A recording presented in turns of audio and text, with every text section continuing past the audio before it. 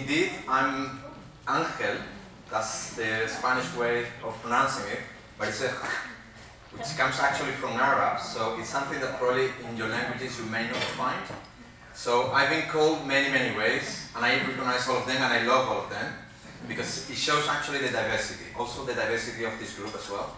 So again, call me whatever you want, as long as it starts by A and ends by L. So we're good with that.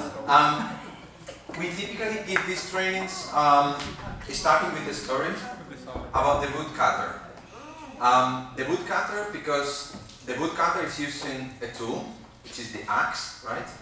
And his main job, or her main job, is to really chop wood, right? And I was planning to bring that story today, but listening to Tina yesterday, I realized that actually I will need to adapt that to the audience a bit. So I decided actually to bring a different story. Do you guys recognize who is on the screen? Someone who does not know who is on the screen? Don't be shy. It's okay. I know him. You don't know who she is? No. Oh, that's interesting. So, women don't know? Okay. So, can anyone tell me, the name of this person? Spider-Man? Peter Parker. Wonder Woman? Yeah, correct. What differentiates both of them? Anyone? He hides his face. Gender? Yeah? He hides his face. He hides his face? Oh, that's a cool one. And she shows power. Yeah. So she has power on her hands, but no, on her arms, but no hands. I just cut my hand. We got an observer in the team. I cut her hand, yeah, sorry for that. I had to make a space for Spider-Man. Superpowers, right? Both got superpowers. Do you guys know the superpowers here? Anyone? Just one or two? The spider alert. Yeah, the alert? Yeah. Senses fear, yeah. Threats, yeah. Diana? Sorry? What was that? Wasn't this girlfriend Diana? No, Yeah, that's not a superpower. Well, it depends. It might be superpower. Yeah, any other superpower? No? He can ride buildings. Yeah, climb, yeah, with hands, yeah, good. And Wonder Woman? she can deflect. Deflect, yeah. Deflect, yeah. Oh yeah. Deflect, yeah. Yeah, indeed. Yeah, it's not that you have to do it, yeah. There is something really interesting for me as a difference beyond gender between these two. She is a divine, she's a goddess, so she was born with that superpower, and she actually was mature with her superpower. He, no one's mentioned that, he's a teenager. He's in very early days of his superpower. And if you have seen the last movie, actually he doesn't know how to handle his superpower. So he learns that over the film, and he's still learning. And the reason why I wanted to bring that today is because I realized yesterday, particularly when I heard to John, but also when I heard you, Vicky, that you guys got a superpower. But then what I realized is that maybe you still don't know how to apply and use that superpower to its full potential.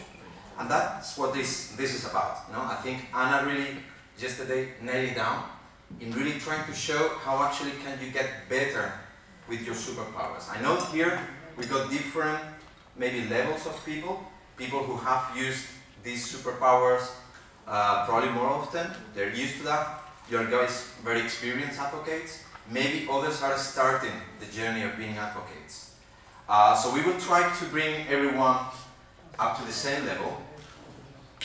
And I would like actually to say something else. So to me, it's always important to learn from those who really master advocacy and campaigning. And for me, if there is a community that really masters campaigning is the environmental community. They have really shaped society over the last few years, and it's not only one person, one organization, it's many different organizations and people. It's a movement, as you can recognize sometimes also around you and your communities. And what is interesting here, this is a book which I always recommend, and I don't have commission with it, so, but this is really inspired me, this book. And it's a hard book to read, by the way, because it's very complex. Chris Rose, is very analytical. He used to run many, many campaigns for several environmental NGOs. He's a consultant to environmental NGOs. That's what he does as a profession. And what is interesting here is he identifies different stages of advocacy. So he starts by saying, you guys need to first identify a problem. There needs to be a problem. There needs to be, it's like what we were discussing yesterday, there needs to be a victim.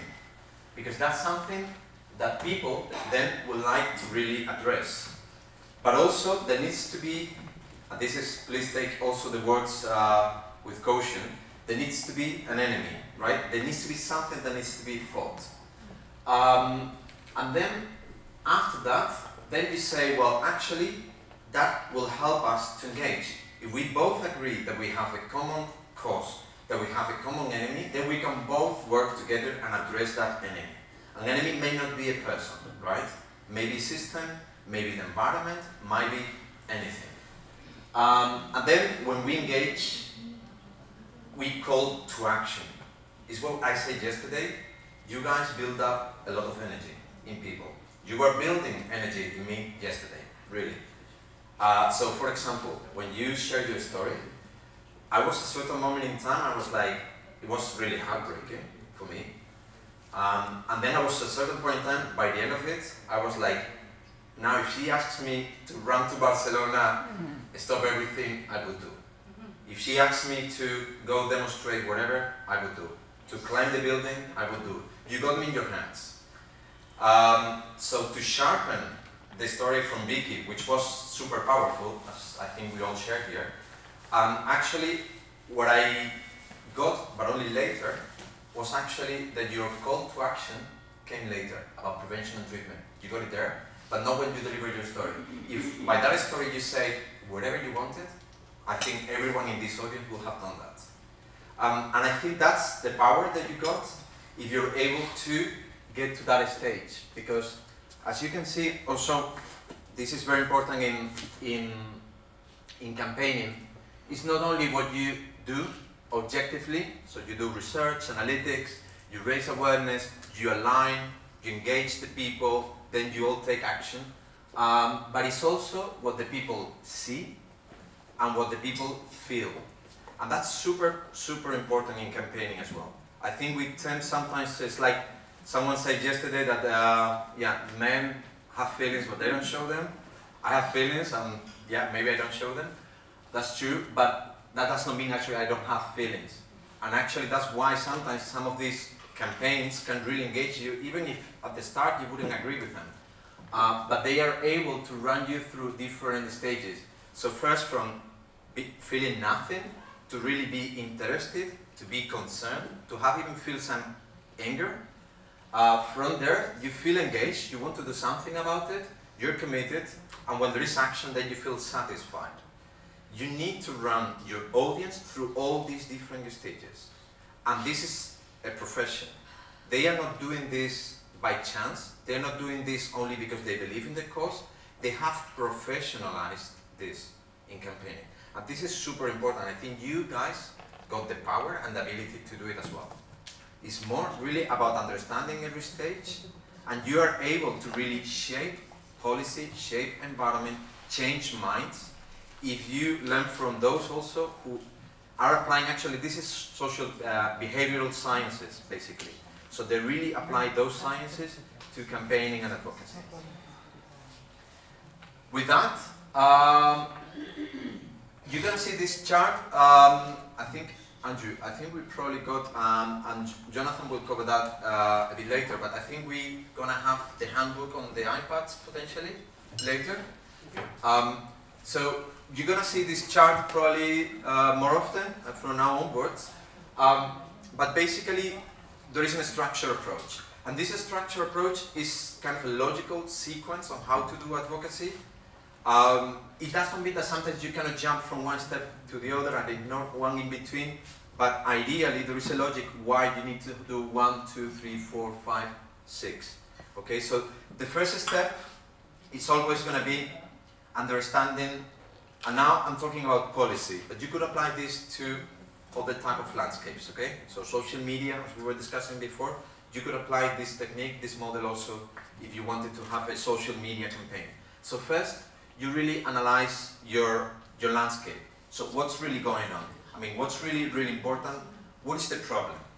I mean, problem definition. I think John gave us yesterday, I would say, like a master lecture about the problem, right? I think he really defined the problem. I was missing the solution piece, but that's okay. We're gonna get there.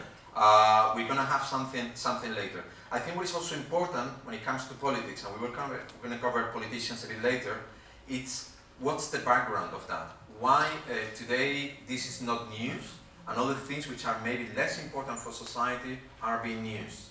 And I think it's important to understand all those factors, all those trends. So we run an advocacy training. Jacqueline, you already have a question? I do, yeah. Oh my God, but this is okay. She's an expert, so this is unfair.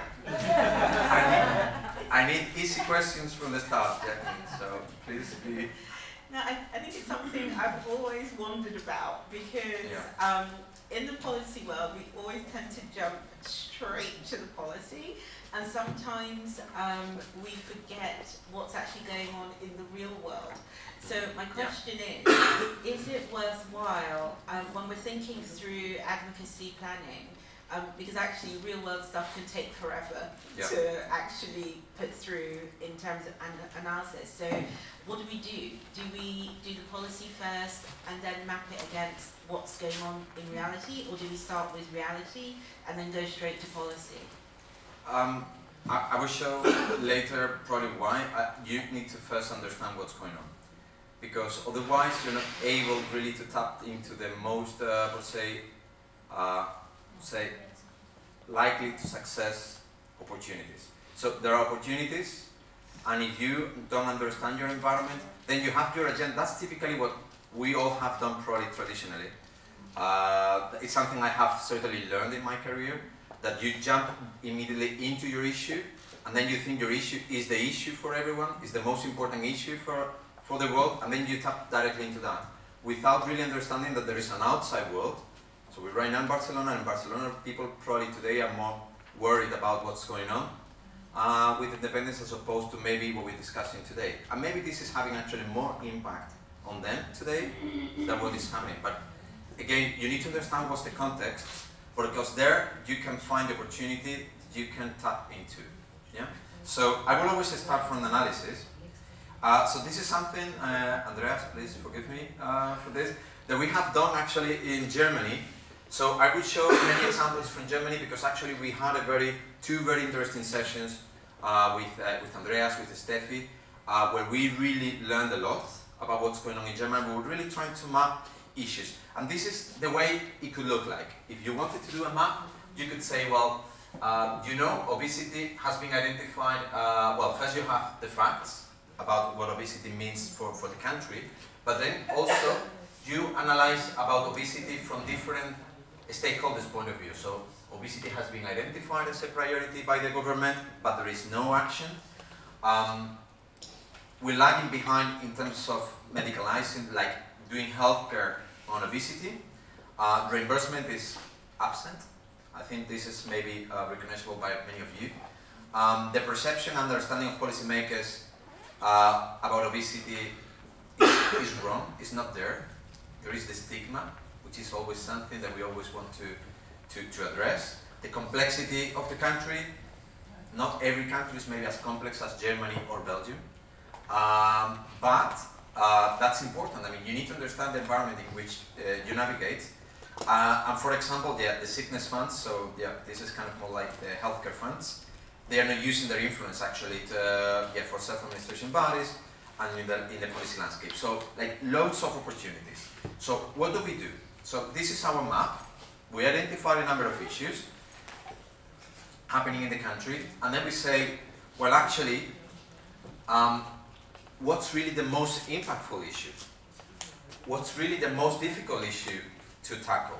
And are there any overlaps? So you will find also, later it's going to be referred in the handbook, a tool, but you may use every other tool. This is a very simple tool, okay? It's really like you compare by pairs, okay? So you compare basically government being completely unaware of the importance of obesity with a society being completely unaware of obesity. And then you compare which one is more impactful, potentially, and which one is more difficult to tackle, okay? You do first an evaluation by pairs, and then this website basically will run you a calculation and will prioritize. In reality, this is not so much science, it's really more about how you put in order your own thinking and what you understand. Because it's based mostly in expert judgment. So, and this is here an important thing, because what we're going to do later today is also going to be expert judgment, which means actually that it's better done in groups, not in isolation, not individually. So you need to partner either within your group or with medical societies or with other stakeholders to really trying to share an understanding. And then you're going to get better actually about understanding what's really the most impactful thing and what's going to be the most difficult thing to tackle. So again, back to the example that we had in Germany. So basically we got basically like 5 issues that we identified in our landscape analysis. So first was the absence or addressing the issue of treatment, access to treatment, stigma in society, also in policymakers, health literacy, so how much literacy was in the healthcare workforce, well, the medical profession as well, yeah, how referrals were happening, the GPs, what's the role of GPs, and the Minister of Health actions, were the Minister of Health really active on obesity. So those were like 5 topics, and then basically we ranked them. So as you can see, in terms of impact for people, for patients, we thought actually treatment was probably the most impactful. But actually stigma as well. So it was that one was a hard call to make. And then you will see further down the line the actions from the Minister of Health. Why? Because they are not maybe so long-term. Maybe they are start with, I don't know, an action plan or a debate or a study, no? The Commission of Studies. So it will be probably maybe less impactful. In terms of difficulty, this is the most difficult, this is the least difficult. The Minister of Health actions will be the least difficult because that's something that they can do, start doing soon, while changing and addressing stigma, you will all agree, that's the most difficult one to change, right? So, because that's also societal, no? It's really rooted in society. So, we rank them, and then why is this helpful? And now I want to really come to something, an important message for today, because this will help you to map the issues in a way where you will see those that have low impact and low difficulty towards those that have high impact and typically also high difficulty. And this is important because what we typically see in advocacy is that people try to change the world first, instead of changing themselves first, right? So this is a journey, and this is building blocks. So you need to identify what's the first building block that you can address before you get there. Another analogy to this, which I'm recently using, Jonathan I know is tired of listening to it, it's you basically do something which is, for example, again to the wood cutter, you cut wood, right? And you know you're cutting wood because you're building a house, a wood house, right? But actually what you want at the end of the day is that you want your parents to move in the wood house and you want them to live there. So what you do, the immediate outcome, but the final impact. And I think we are all the time thinking about the final impact so much, we're trying to already make our parents move in that we're not even able to build a house, we're not even able to cut the wood, right?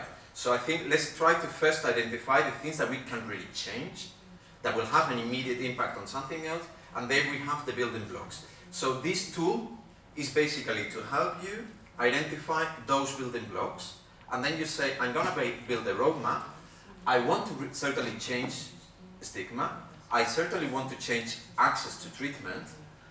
But let me address some building blocks. And the building blocks will be different depending on your country. That's why I go back to the policy analysis, not one size fits all. That's super clear, and particularly in politics. Yeah? So, step 3. Well, now that we have identified our first building block, we want the Ministry of Health to take action. Let's define a goal. I've seen already ECPO has put the SMART criteria, so I'm not going to run very detailed on that. However, I add two to the SMART. I would like to make them smarter. Okay? And the reason why is because I think the objectives need to be also enjoyable. You need to feel connected to the objective, right? I think that's super important because we are all humans and we need to be connected. We need to feel part of something. And it needs to be respectful. It needs to respect us, but also needs to respect people in general. So I think, you can also say respectful for the environment, depending on where you are. You will find the appropriate context. So, but certainly they need to be really specific, right? It needs to be something which is really concrete. It needs to be measurable. You need to be able to know whether you are achieving or not, because otherwise, how can you course correct? And that's very important. Course correcting is fine. We make mistakes, sometimes we get it wrong, and we course correct. That's very important. But if we don't have any sort of metrics, and it doesn't need to be something super complicated, but we need to be able to realize whether we are on the right track or not. It needs to be also assignable, so that means that needs to be someone who's going to do it. It cannot be something generic. Stigma is going to change. That's a kind of a difficult objective. Now, who do you assign that to? It needs to be realistic, so it needs to be something that is achievable, and very important, time-bound. Put time limits, and the shorter the better, actually. Because that's something that you can say, I can do this in the next quarter, next half a year, or year. So, the example, again, and maybe we need to start shifting dates, right, Andreas? Because it was 2018. So by December 2020, we'd like to achieve that the Ministry of Health commits to open a national policy review on obesity. And they agree to produce an action plan, which includes actions to reduce stigma and increase health literacy. So you see already even the roadmap in the objective, but what is really, really, really clear is that who do we want to assign this action to? The Ministry of Health. Okay, that's the objective. By when? December 2020. It's really specific because we want a national policy review on obesity, and that they agree on an action plan. That's super concrete in policy terms. Then obviously there will be more details behind it. So it's realistic because, frankly speaking, for a policy review to be opened is something that could happen between 6 months and a year, typically. You only need the commitment from the minister, that's for sure. So as you can see, this will probably meet the SMART criteria, and I would say, I don't know if it's enjoyable. It's enjoyable for me because I work in policy. Maybe it's not so enjoyable for many other people, and I find it respectful. Yeah, so I think this will be probably a SMART criteria. So I think the German team did a very good job. Now, this is also, again, very important. We typically try to engage directly with people, even if we don't know whether they really are relevant for our objective. So that's why it's so important to, again, to understand the environment, to identify a roadmap, to put an objective. And now that we got an objective, not everyone matters to that objective. To that objective, we will have people that can have an influence, positive or negative. And therefore, we need to understand what's the impact that they can have on our goal, not in general on obesity. That may help you to identify those people, but when you analyze them, you need to be really, really specific. Can this person really, or organization, impact on my goal? Can this organization have a position about my goal, whether it's positive, negative, or neutral?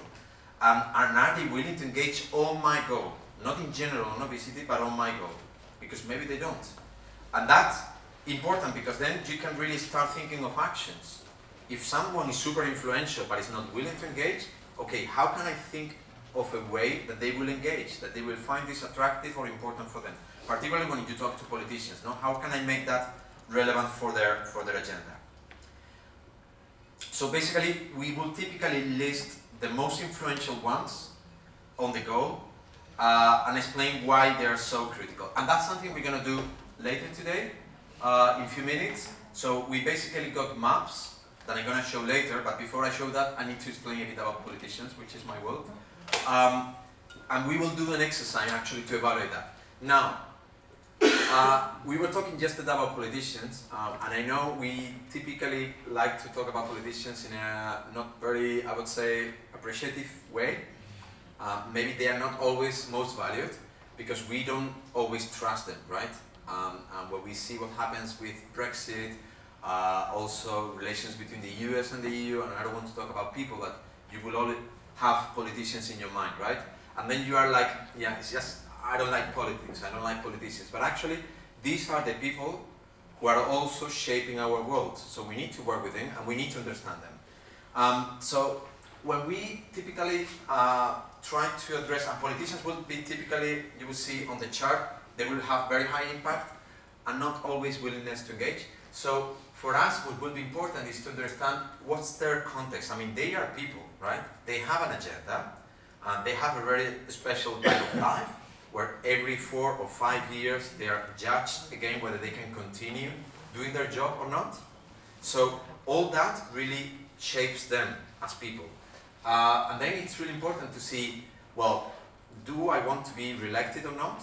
That's important, because maybe if you're bringing obesity as a key thing that they can champion, and that can help them to get re-elected, because that's important in a certain constituency, where basically that's your person to go. That should be your target. If that person is going through scandals, maybe that person will shy away from something that they will think is controversial, that is going to be difficult to handle. They don't want something like that. Is this helping me in my personal career development? Is this something that really will interest me? Is that linked to the government priorities? It's also very interesting. When I'm in the opposition party, so I'm not in government, can I actually champion this cause because I can fight against the government? That's sometimes an opportunity for us, right? So we could identify these people. Are they the experts in the policy world about that? Are they working on healthcare? Maybe. Do their constituents, so the region where they get elected, do they have concerns about obesity? Is there an awareness locally? And if there is not, can we build it? So again, talking about opportunities. And like this, you have like many other things. Obviously, the news of the day are always important for politicians. So that's something also we need to bear in mind. So, what's the example here? On step 4, it's basically, what we did is basically we mapped with our objectives different stakeholders in Germany, and then basically we identified those who were more influential in our objective. Obviously the Federal Joint Committee that decides basically also access to treatment policy on obesity was really the most influential, but maybe not so easy to engage. And typically what you will find in these maps is that the people here, they are really willing to engage with you, but they are not so influential. But they can be your friends, they can be your allies. And the more you are, the more influential you get. Then there will be people here. So in this case is number 5, which is practitioners, so the medical profession. And these people can be really influential, right? They have a credibility, no? So people like John, these people can influence politicians because they carry the voice of science. And that's really important also for politicians. And these people, it's not that they're not willing to engage, but they have a neutral stance, right? They're academics, so they will be here. And these people are typically your influencers. And then finally, you got your decision makers. So I will always recommend you to do 3 categories. Decision makers, so these are the people who can make your goal happen. This is really important, and it should be 1 to 3 people, maximum, no more. Because otherwise, you have not defined well your objective, or you have not identified well your stakeholders. Then you need to identify who are the people who can influence those decision makers. Okay, this is a simplification, but doctors, for example. and then who are the people who can be my ally, my strong ally, and build together pressure on the influencers and on the decision makers. Sometimes the influencers, like John, may be an ally, and that's great. If you have that, that's awesome. But sometimes that might not be the case, so you need to build those relationships. I'm not going to go in detail about this. You will find that also in the handbook. But there is something really, really interesting in behavioral sciences, which is, many of you will have seen that maybe before, particularly if you have had any commercial or marketing role, which is Maslow, no? Maslow groups. So Maslow basically divided society in 3 groups according to values, and then you could identify groups which will basically share values across, and you will typically have settlers, pioneers, and prospectors. And actually, in society, if you like, we will start being all settlers. As we advance, we will become prospectors, and we may end up being pioneers. Okay, that will be an evolution that we will do in any facet of our life. In campaigning, what you need to do is you need to target first pioneers, because pioneers will influence and drive prospectors, and prospectors will drive finally settlers. So this is a technique that campaigners use basically on how to address audience. Now, this one is easy for me because it was covered yesterday, but you got it on the slides as well. So again, you can go back to the slides as a reminder. Key thing here, the only message I want to leave with you is there is nothing worse than delivering a message from your point of view. If you deliver a message from your point of view, you're not compelling with your audience. It's not working, it's not resonating. So you need to think of your audience. What's really worrying them? What are they interested in? What's their agenda? And then your message, you customize, you tailor that. And that applies to any of the segments of the stakeholders that we identified before. So again, super important, please consider the point of view of your audience. So Anna showed this yesterday, so this is an example of a message house. I strongly recommend you to use it. There is something that came out yesterday, 2 things for me. One is you guys need to think of critiques. So I think it was Paul probably in that interview, right, where you were put into a different narrative, not the narrative you wanted to bring in that interview. And actually, when you prepare messaging, when you prepare narrative, and if you think of your audience and what is going on, what Tina showed us yesterday brilliantly, I think also to the point that Vicky and Anna conveyed yesterday, you need to already advance what might be the potential critics, so you have already the rebuttal ahead of, or you have the bridges.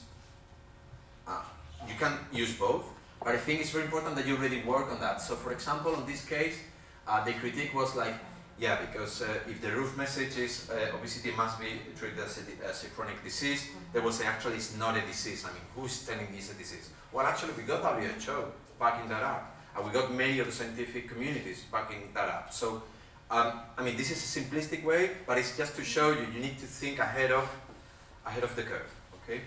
And the other one, I already mentioned that. I think if you have a super powerful story like Vicky shared yesterday, call to action. Always finish with a call to action. Channel that energy in a direction. The final bit, it's basically building an action plan. So that's kind of the more complex place. So that's where you capture all your actions, what you want to do, who you want to target, all your messages, your toolkits, the channels that we saw in the previous session. And also how you're going to run internally that campaign. So I wanted just to show you again another example from another community, which is the breast cancer community, which you will agree actually that they've been successful, right? I mean, on how much funds they do, how influential they are, how much support they got from celebrities, from politicians. It's really a successful story, I would say. And the beauty of this campaign is that they were super smart in combining both public awareness, shaping public opinion, but also shaping policy. It was not one or the other, it was the two of them. And they were really smart in combining actions. So if they were having a demonstration, at the very same day, 1 hour later, they were meeting Congress people in the US, which is where everything started. So they were really combining the two areas, and I think that's also very powerful because then you shape the context of politicians. So I'm going to leave again this with you, but what I like from them, and as many of the things that we see, which is the grassroots movements, is that actually you really start from the basics, from the cause, from the origin, and then you build up. That's the way grassroots movements work, and I like really that that analogy, how it started. So when breast cancer started, they were probably, I would say, even in a worse situation than you were, from the perspective that they were not addressing an issue which is as societal as probably the one you want to address here. So here you have probably one of the most important things that need to be addressed in health, right? And they had something which is extremely important, and were able to convey that message. They were able to overcome the stigma. They were able to engage different type of stakeholders, and it was a decade, right, until they got where they are. But they started with those building blocks, as we showed before. I think actually with that, and really behind, I would like us maybe to do a small exercise. And I have my two key authorities here, Sherry and Vicky. Brilliant. So you are going to be distributed into 5 groups, and the idea is that from all these steps that we have seen today, we're going to do only the stakeholder mapping, because I think it's good. Stakeholder mapping, something I forgot but you can experience, basically, is that it's good to do in groups. It's good to do first individually, and then in groups. So, okay, with 15 minutes behind, so I will try to cut the way we're going to present. The way we're going to do this is basically, you first are going to see a list of stakeholders that I'm going to show. You're going to see an objective. You're going to see, well, it's a landscape. You're going to see an objective. You're going to see a list of stakeholders. And then you can either do your own map, who you think is influential, how much do you think they're willing to engage. If you don't know, you put them in the middle.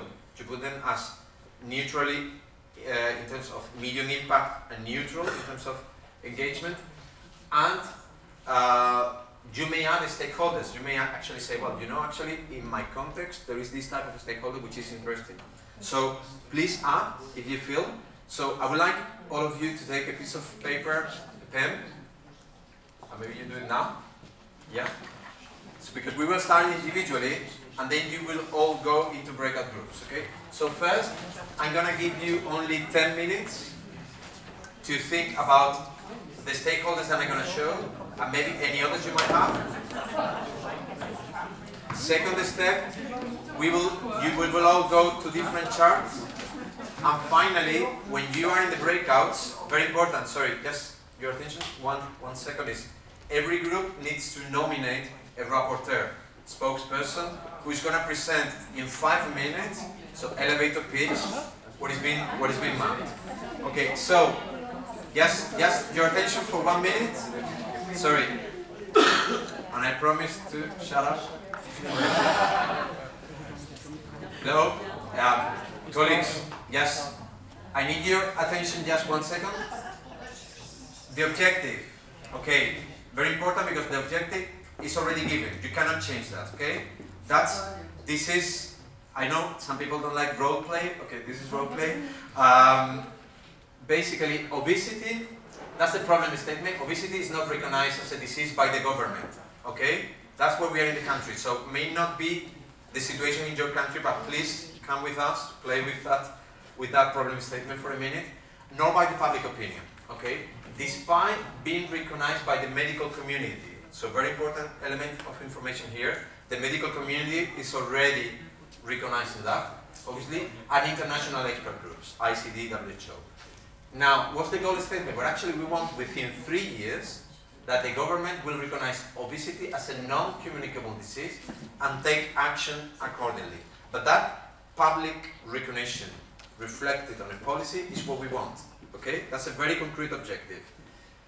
So stakeholders, I don't need to read them for you. You're actually probably more familiarized than I am with them. If you think of any other stakeholder that is missing there, please add.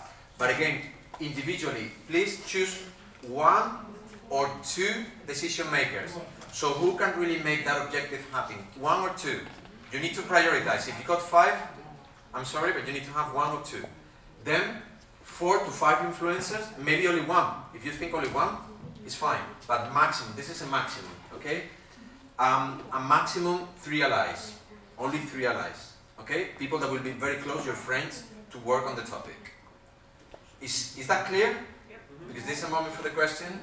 I think everyone agrees with the health minister as one of the decision makers, and we also added the parliament members, because they also can influence those decisions, those kind of decisions. Then, as influencers, we spotted media as a great influencer, and we think they have a great impact, but they are not probably the not most engagement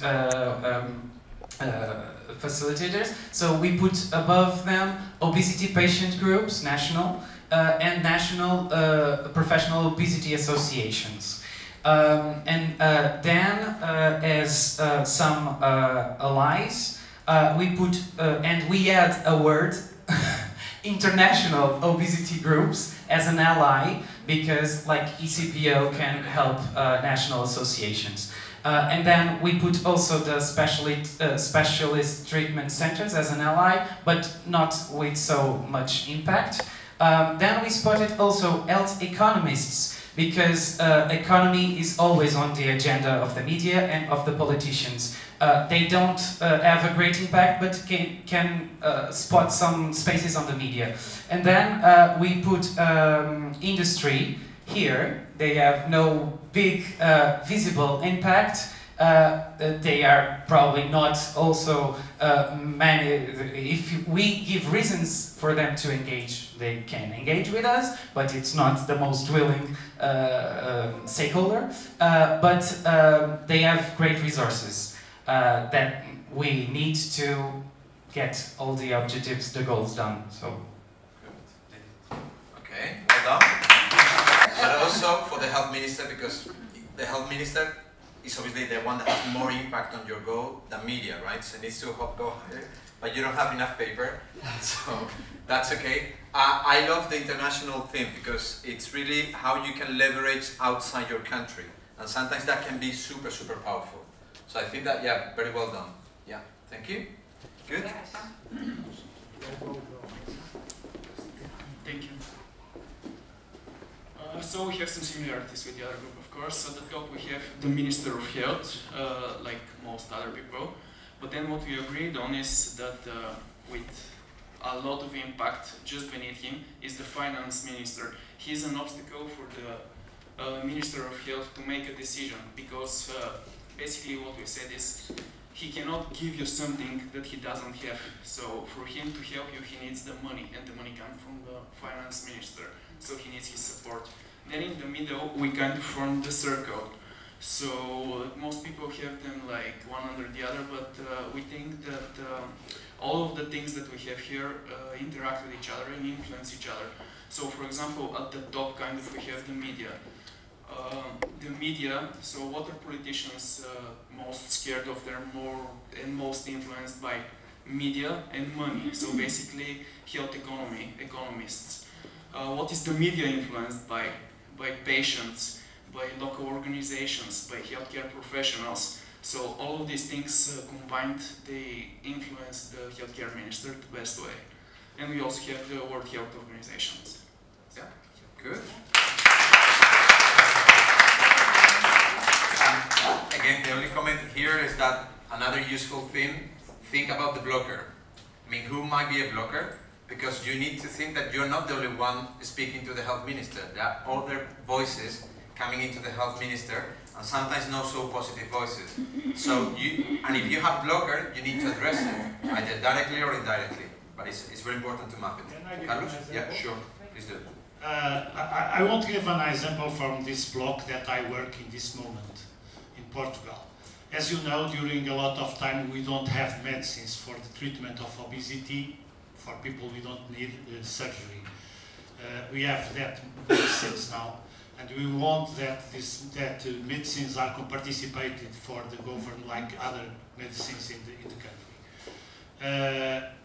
This is a problem because the finance minister don't give money to the health minister to do that. So in this moment, what I do in Portugal, I said to the media, okay, I need to talk with the finance minister to solve health problems, because the Minister of Health can't solve it. So this is the pressure that I make with the media in this moment, and some weeks more, and I asked the meeting with the finance minister. So this is the way we need to put this on the country. The country now need to know what happened, and after that we go talk with minister. Brilliant.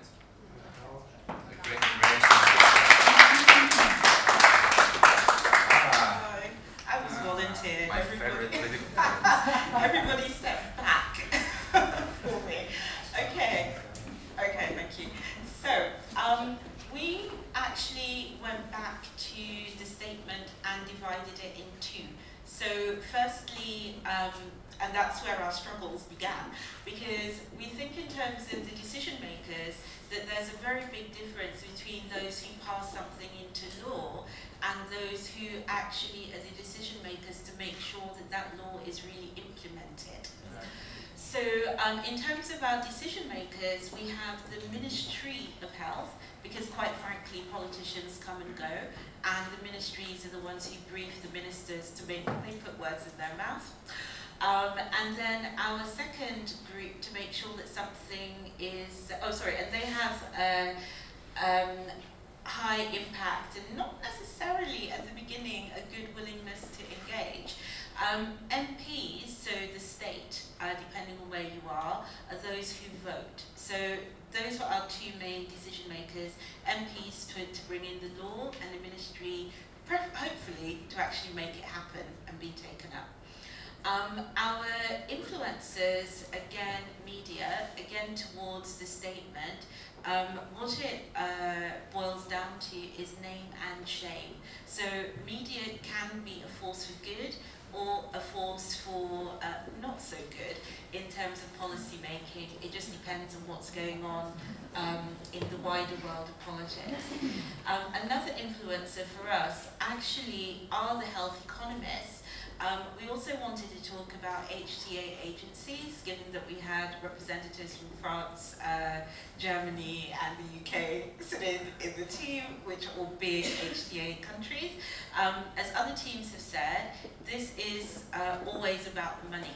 But what we are not discussing enough within Europe currently is what are the incentives from a health technology assessment perspective, not just pricing and reimbursement, in order to make it happen. So we put them in as a big influencer. Then also we had obesity patient groups, different ones in each country, plus across borders. And then in terms of allies, we have the health industry in terms of allies. We weren't sure if we should have all economic actors across sectors, because with obesity, it's not just about healthcare sector at all, it goes way beyond, so we need to think about that. We also have the insurers, so depending on where you are, that could be the mutualität, that could be private insurers, that could be national insurance, so for the UK for instance. Basically because we're saving them money if we actually tackle obesity effectively. Did I leave anybody out? Yep, that's it. Okay, so we did have a struggle. We did have to sign off the legislation, the money, and how does it actually happen in reality. We took an ideal world. Oh, patient groups as well. We think Yeah. that we should be more than, just to emphasise, we should be halfway up the pole in terms of impact. Actually, we're down here right now. Yeah. So that we have work to do. And that's a great comment. So what we do when we use these maps in our organization is sometimes we see a stakeholder in a place and we say, what do we need to do actually to make that stakeholder more influential? So do we need to get them better in media, for example? Do we need to get them more exposed? Do we need to give them a platform that they really can have more influence? So, or do we need to align with all together? Then that already increases. So that's a very interesting observation. So health industry above patient groups. Is that what you're saying in terms of impact? We ended up with twice actually. Okay, twice. Depending on the industry. Okay. Yeah. Okay. Yeah, because it's. I think another group mentioned it already. That yes, there's a lot of willingness to engage from industry in general, but where's the impact? Actually, it can be positive and negative because of perceptions. So there's work to be done in terms of collaboration on all sides. Okay. Discussion, and we didn't always agree, but we in the end decided for our decision makers, health minister, and if they're there, regional health minister, if they're not, health ministry. We have the MPs as influencers. That might not be correct in all countries, but at least in Belgium, the minister is much more powerful than the MPs. Other influencers we have are, for example, the health economists. They might not be as interested initially, but if we get them interested, I think that if obesity is treated correctly, you can save a lot of money. And that's something that they are probably interested in, because that's an interesting thing to calculate. So that's an interesting thing for them to do and then publish. And once that's published, we can use it. And saving money is always interesting for those. And even that Minister of Finance we didn't note. Another one important is the media. We have them both as an influencer, as an ally, because that depends on what media, and also on the country. Some countries, media is much more on the old style, obesity is your own fault, and in other countries, they're much more on the newer, that obesity is a disease, but he's going that way. Other influencers are the obesity patients group and the national obesity professionals. Hopefully they're also allies, but and one ally we put down are the insurers, because again, from the information from the health economists, they're going to save money if we get treated. And at least in a number of countries, like Belgium, like everywhere where you have national insurance or mutualities, what they cover is governed by the health minister. So they can't just cover a lot of obesity treatment. They need the okay from the health minister. So even if they want to, they can't. So we can help them to cover it. And then time was up. That was probably my fault.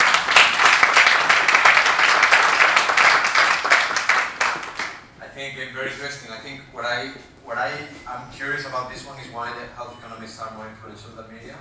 That probably has been a very interesting discussion in the team. It's because, well, if that, health economists, once they do the calculations, we have the numbers. Yeah. Once you have the numbers, yeah. and I'm assuming that the numbers will indeed show you that you can save money. saving money is a very powerful argument. And media is also here because there's so many media, and some of the media will be high, some of them will lower, some of them are not willing to engage. So we put them right in the middle because it's so diverse. It shows you actually that you can leverage the power of health economists not only through media, also without media. And I think that's why I like this as well. Yeah. Good. Thank you. Good. Well done. Okay, group 5. So I think you're going to hear a rehash of everything we've already heard. Our key targets are MPs and the health minister. And in Fanta, the Minister of Health is right sort of in the center. We're hoping to develop strong relationships with our MPs, who will also be very influential. In terms of our key influencers, we've got regional health ministers, national obesity professional associations, and media. The GP Council is a key ally, but also a key influencer, because our targets for influence are the Minister of Health, and that we're hoping that will help. And we've got our allies. We've got a big group of allies. We've got the GP community, industry who's on our side, WHO. There's some debate in our group about how influential some of these groups are, and the Fanta version of EASO. So, thank you.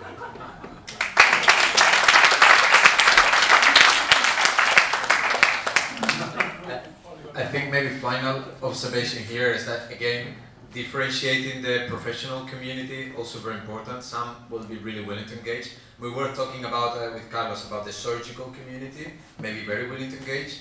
Maybe the broader professional community not so willing. So, and I think that's an evolution. And maybe you consider actually that they are not an influencer at this stage. They may be an ally in future, even after we convince the minister. So, which is the example that he was sharing with us. So again, very, very important to segment your audience. Yeah, just something on that. The healthcare professionals, we kind of debated on this one, but in Ireland, what they start doing is workshops. So me and Susie would have gone, and a couple of others as patient advocates. So they would listen to us. So I think they went away with a more understanding of obesity. So when they would get people in their clinics that are obese, men or women or children, they would speak to them in a proper first language. So I think if we can educate them, and it will continue through. So if they meet a lot of patients and they're positive and they're healthcare professionals, I think that's a good thing. And I think the workshops is the way to go as well. Yeah. So that's what's starting in our country. That's grassroots, actually. Yeah, yeah, I love that. Yeah. So, and as you can see, eventually everyone kind of agreed that we need to influence media, and to influence media we need to back that up with professionals, but also with health economists, because that's what's going to really matter to politicians eventually, and that's going to address maybe some of the issues if we got the finance minister who is against. So actually I think there's a lot of consistency. Okay, we draw higher, lower, but that's also depends on the country, right? And we will find different stakeholders, but I'm really impressed, to be honest. Very well done, really. I mean, just many of you probably have been the first time doing this. There are other people that I know they have done it before, but really a big round of applause to you. Well done. And with this, maybe we're going to have a final word about the Advocacy Handbook. And I think probably your first concern right now might be why is there a child on the stage and who gave him a microphone? So I'd just like to reassure you all, I am in fact a fully grown adult and I do this for a job. So, but really, so can everybody at their seats see a copy of the handbook? There's not quite enough for everyone to have one for the moment, but if you can see. So hands up if you can see one. Okay, good. Right. So what this document is to address what might be your second concern of the day, which is what we've had this weekend is really a lot of information, a lot of really good presentations, but we don't want that to stop. So we don't want you to go away and to maybe forget some of the things that you've learned here this weekend. So this is really a leave-behind document for you to have with you, so that if you want to engage in advocacy, which I presume you all do, you can refer to it at a later date so that we can all have together this strategic approach to advocacy. So how did this document come about? So this document was created by Laszlo. So thanks to Laszlo with the support of J&J. And then this session is the first time we presented this handbook. So you are the first people to see it. But what really matters in this segment is that this tool is for you to use. And it's in you using it that this tool will really come to life. So please refer to it, look at it, and become acquainted with it. And I think it should be really helpful for you going forward. So just to explain a bit about the structure of the handbook. So what you'll find inside, so if you open it up, you'll see on the first page that you have the structure of the handbook. Now the chapters are mapped to match the advocacy cycle that Anhal presented earlier. So each chapter addresses a different step on your advocacy journey. So chapter 1 addresses your policy analysis, chapter 2 prioritizing issues, etc. So that if you really want to do a strategic and a systematic advocacy campaign, you can read the handbook like a novel, from page to page and go through like that. So the internal structure of the book. So within each chapter, you will always find the same structure. So you're open with what is the problem, why you should do it, how to do it, and then an example. So that's what you're going to find every time, the whole way through. Okay, and now I want to introduce you to what might be the kind of best way to use the handbook once you've kind of become acquainted with its contents. So if you turn to page 22,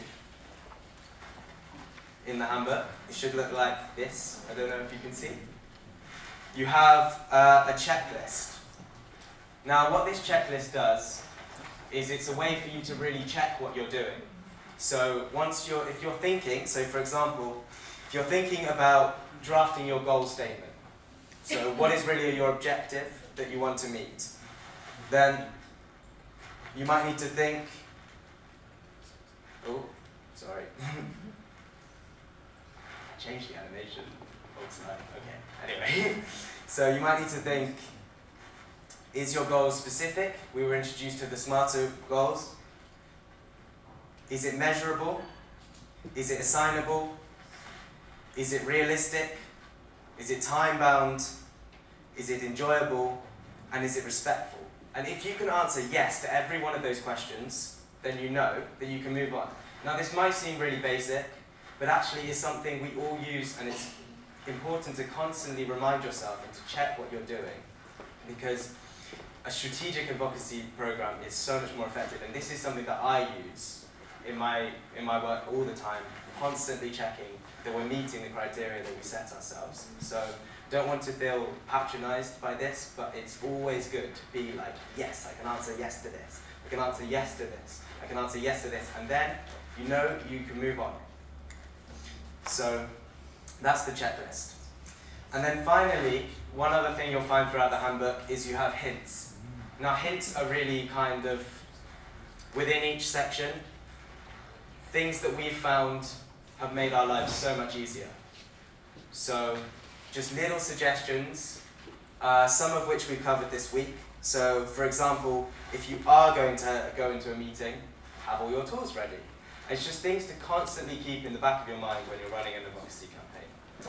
Anyway, I won't take any more of your time up, but if anybody has any questions about the handbook, and one thing to clarify is that it will all be sent to you by email. There will be an online version, so even if you don't have the document today, it's coming. Okay. The other thing is we would really appreciate your feedback on the handbook, which can then be incorporated into what will be the final version. So thanks for listening, and please go